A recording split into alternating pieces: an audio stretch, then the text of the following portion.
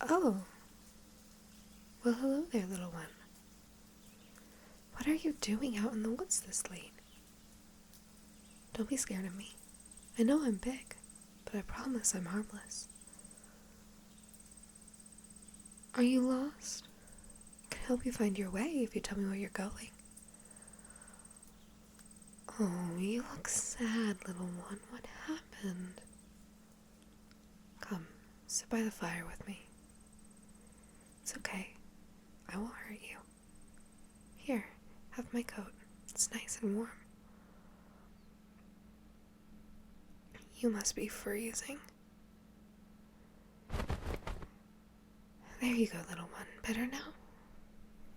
Come, the fire will warm you up again. Have a seat. Are you hungry? That's alright, I have a little left over. There you go. Have some food and a nice warm cup of tea. Can I sit with you? Now eat, little one. And be careful, don't burn yourself. If you don't mind, you can tell me what brought you out here after dark with such little equipment. You look like you ran away on a whim. You did, didn't you? Did you have trouble at home? Oh, shh, little one, I apologize for prying. Don't cry. You're safe now. You don't have to talk unless you want to. I'll keep you safe. You'll be okay. Oh, you poor, poor thing. You can sleep here for the night. Tomorrow, I can take you to the next town over. There we'll find you work and a place to stay. Sound good? And don't worry, I'll make sure you sleep safe and sound tonight. I'll be right there when you need me. It's okay, little one, I really don't mind. Just glad I can help. It must have been terrifying running away like this in the middle of the night. You're lucky you stumbled across me, rather than a camp of thieves. I might not have much left to share, but I'm more than willing to give whatever I do have. I can handle myself, I don't need much to survive. Oh, don't worry, little one, you really aren't giving me much trouble. Now eat, and let the warmth of the tea comfort you. Everything's gonna be alright now. How do you like the food? Is it good? I'm glad you like it. It's nothing special, but it's enough to fill an empty stomach. And the warmth should help calm you a little. I always find eating takes the edge off of difficult situations. Your body is busy, so it's a good distraction. For now, just focus on the flavors. Focus on the sound of the firewood crackling. Hear the wind rustling through the trees.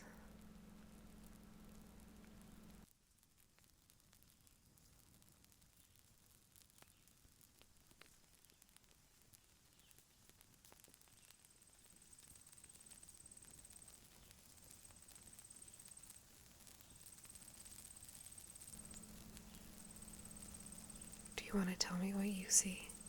If your mouth isn't full, of course. It always helps me calm down. Just taking a closer look at shapes, colors, and objects around. Sometimes you can even find little animals hidden between the leaves. Or every now and then, you'll notice the shooting stars as they pass.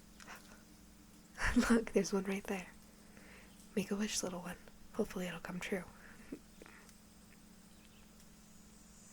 Are you still hungry? No? That's good. Just hand me your bowl, I'll take care of it. Are you sleepy at all? You look exhausted, little one. If you need comfort during the night, I could offer that. I've trained my body to be on high alert when I sleep. And I've rested enough to stay awake through the night and guard you, if that's what you'd prefer.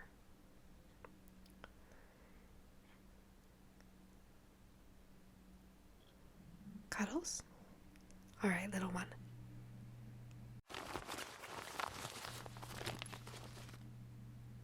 Here, I always have a few extra blankets on me. They do take up space, but they barely add any weight.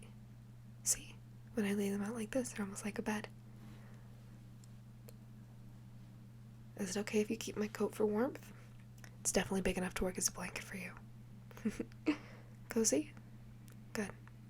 I'll just have this blanket here. You said you wanted cuddles?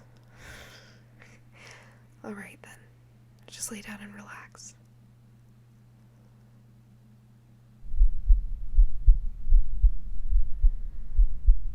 I'll keep you safe, little one. Everything will be okay. I'm right here. And as long as that is, I'll make sure you won't get hurt. Nobody will lay a hand on you. Not on my watch, little one.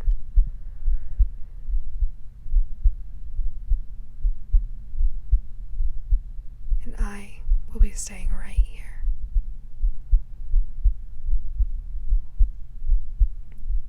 Do you want me to keep talking to you until you fall asleep? Maybe that could help you forget your troubles for a moment. Do you want to hear a story? Alright. How about the demon and the king? Have you heard that story yet? No? That's good. Let me tell you then, it's one of my favorites.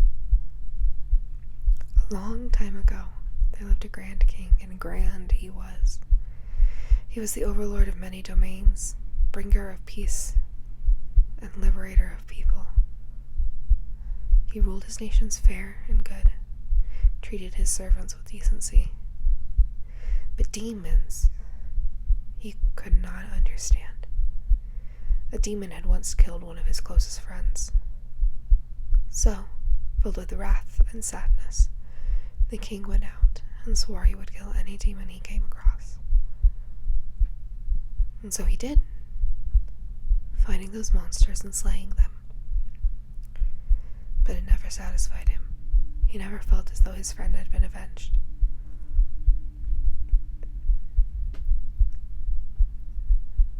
But one day, the Mad King met someone who first became a companion, then a friend.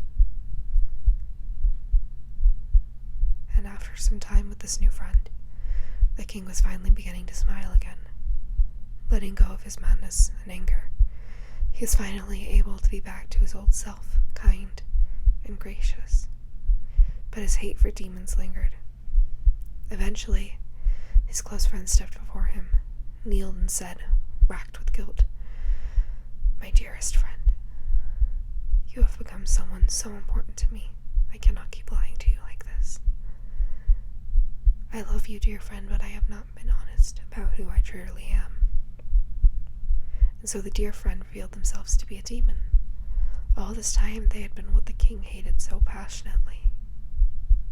The king was filled with rage and screamed, "So I was nothing to you?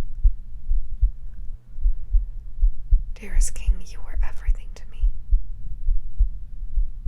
replied the demon. And so they cried, because the king finally realized what he had become, a mere shadow of his former self.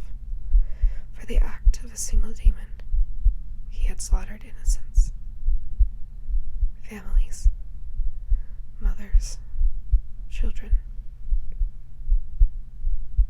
And so he, too, fell on his knees, and he cried, holding his dear friend close, begging for forgiveness, for he too had lied to himself. He had seen himself as righteous and fair, but now he had come to realize he himself had become the thing he'd hated most. A vengeful demon, killing without mercy or reason. That very day, the king gave up his crown, so now his kindest daughter would rule the land. She was truly generous, and later went on to marry a demon, ruling peacefully over their domain. And the king? He lived the rest of his life pained with regret, but beside the person he loved most, his dearest friend. They died together, now laid buried in the same grave. He had been a good king to his people, and in the end, he got to be a good partner to his beloved. But he never forgave himself.